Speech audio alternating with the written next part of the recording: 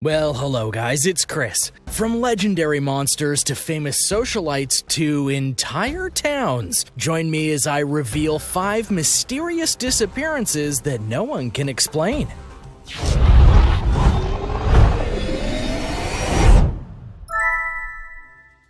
Number 5. Maura Murray. In 2004, a 21-year-old woman named Maura Murray asked for some time off work to visit family following the death of a relative. On her way through New Hampshire, Maura drove her car into a snowbank and became stranded. When a truck driver saw her and offered to call the police for assistance, she politely declined, noting that AAA was on their way. But the truck driver decided to call the police anyway. When the police arrived, Maura had vanished, but her car was still in the snowbank. And despite snow being everywhere, there were no footprints to suggest where she had gone. What's most shocking, though, is that there were no records of anything happening to Maura's family like she had told her employer. It's all lies.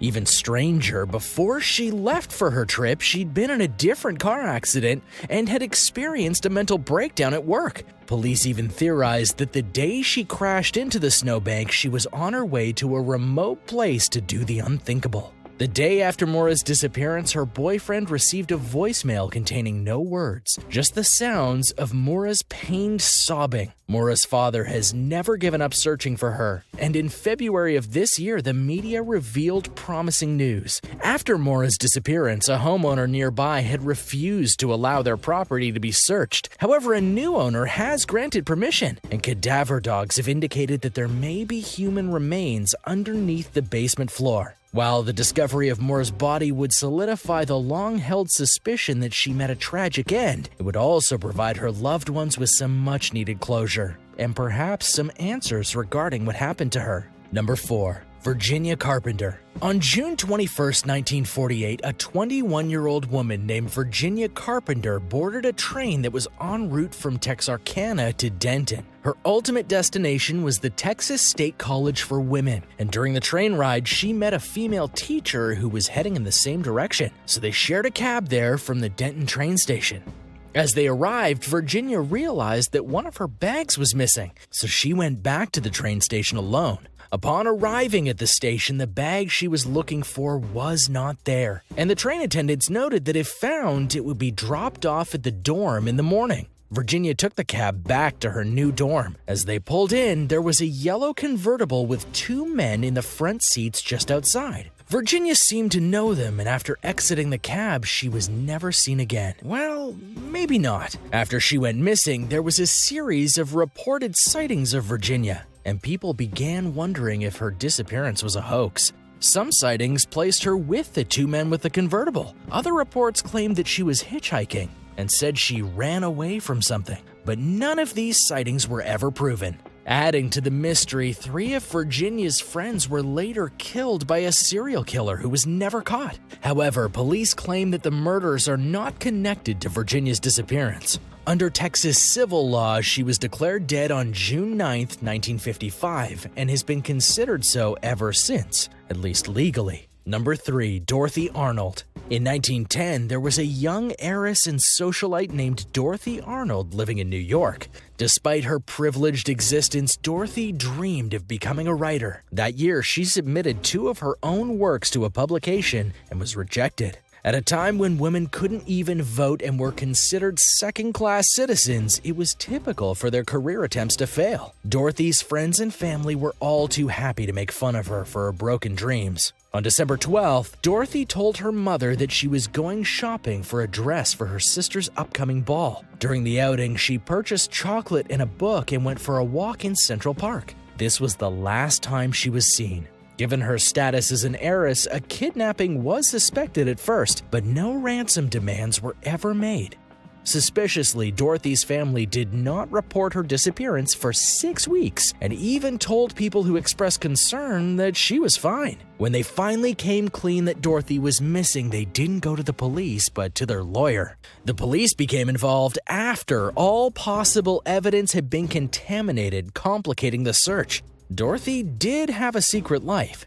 She had been engaged to a man named Junior, and the two planned to elope to Europe. After learning about this, the police expanded their search efforts to certain parts of Europe, but they failed to turn up any evidence of her whereabouts. Number 2. Roanoke. While all unsolved disappearances are tragic, it's downright disturbing when an entire settlement vanishes without a trace. While history fondly remembers the settlements of Jamestown and Yorktown, England had another colony that came before them. Roanoke, established in 1587 in modern-day Virginia. This is believed to be the country's first true attempt to settle on land that would eventually become the United States. During the planning of Roanoke, it was decided that the settlement would be supplied annually by ship. But not long after Roanoke was successfully built with 115 people of various talents, England went to war with Spain, and no supply ships were sent to Roanoke for 3 years. In 1590, a ship finally arrived with new supplies, and when the ship's crew came upon the settlement, no one was there, nor was there any trace of the colony itself. The only thing they found were the skeleton of a single person, the word crow carved into a tree, and the word Croatoan etched into one of the settlement's gates. Centuries later, people are still trying to figure out what happened to the colony. Did the people delivering the supplies simply forget where Roanoke was?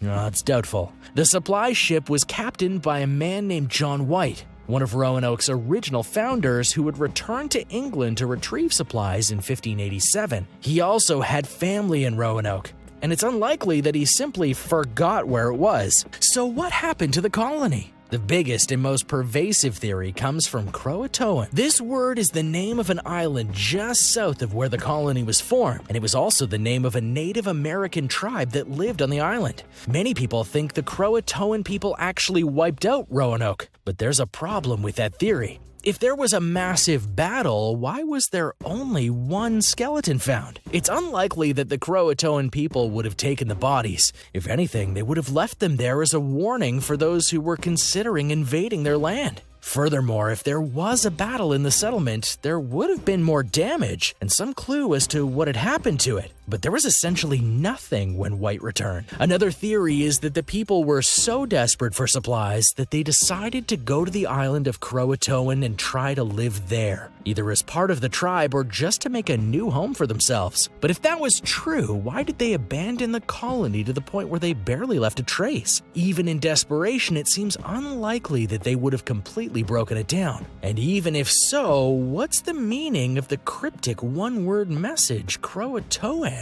There is one more theory, which stands to explain everything in a different light. Upon the supply ship returning, John White might not have seen nothing. He might have witnessed a massacre. This theory posits that the crew made up the story about the empty colony to cover up the massacre, thus not dampening the hopes of colonizing the New World. 17 years later, Jamestown was born, and to this day, historians remain baffled about the fate of Roanoke.